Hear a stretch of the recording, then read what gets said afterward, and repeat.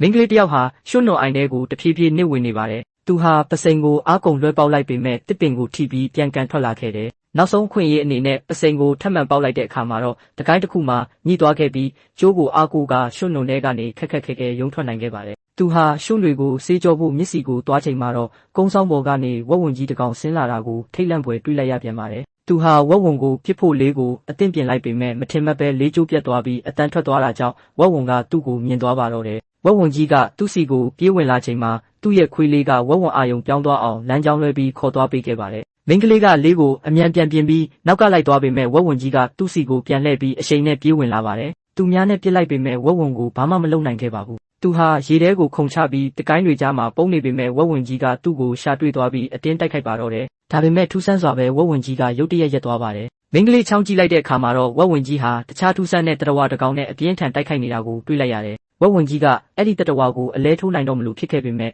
အဲ့ဒီတတဝါကပြန်ထလာပြီးဝက်ဝံကြီးကိုလက်သီးတစ်ချက်ထဲနဲ့တင်အလဲထိုးပစ်လိုက်ပါတယ်။မင်းကလေးဟာကြောက်လန့်တကြားနဲ့မြစ်ထဲကိုထပ်ငုပ်ပြီးပုန်းနေခဲ့ရတယ်။အဲ့ဒီတတဝါကသူ့ကိုမြင်သွားပေမဲ့ရန်သူလို့မသတ်မှတ်တာကြောင့်ဒီအတိုင်းပဲလွှတ်ပေးလိုက်ပါတယ်။ရေစီးကြောင်းအတိုင်းမျောပါသွားရင်ဘေးကင်းတဲ့နေရာရောက်တဲ့အခါမှာတော့မင်းကလေးဟာသူ့ရဲ့မျိုးနွယ်စုရှိရာကိုအမြန်ပြန်ပြေးပြီးဖြစ်ကြောင်းကုံစင်ကိုပြောပြပါတယ်။အဲ့ဒီအချိန်မှာပဲတောအုပ်ထဲကနေထူးဆန်းတဲ့အတန်တွေထွက်ပေါ်လာတာကြောင့်လူတိုင်းတတိကြီးကြီးနဲ့စောင့်ကြည့်နေကြပါတယ်။မျိုးနွယ်စုဝင်တယောက်ကခြုံပုတ်ထဲကိုများနဲ့လှမ်းပစ်လိုက်လို့တွားကြည့်တဲ့အချိန်မှာတော့သူ့ရဲ့ခန္ဓာကိုယ်ပေါ်မှာအနီရောင်အဆက်ပြောက်လေးတွေပေါ်လာပါတော့တယ်။စက္ကန့်ပိုင်းအတွင်းမှာပဲသူဟာများတွေနဲ့အပြစ်ခံလိုက်ရပြီးလဲကျသွားခဲ့ရတယ်။လူအားလုံးထိတ်လန့်ကုန်ကြပေမဲ့ရန်သူကဗမာလဲဆိုတာကိုတော့ဘယ်သူမှရှာမတွေ့နိုင်ခဲ့ကြပါဘူး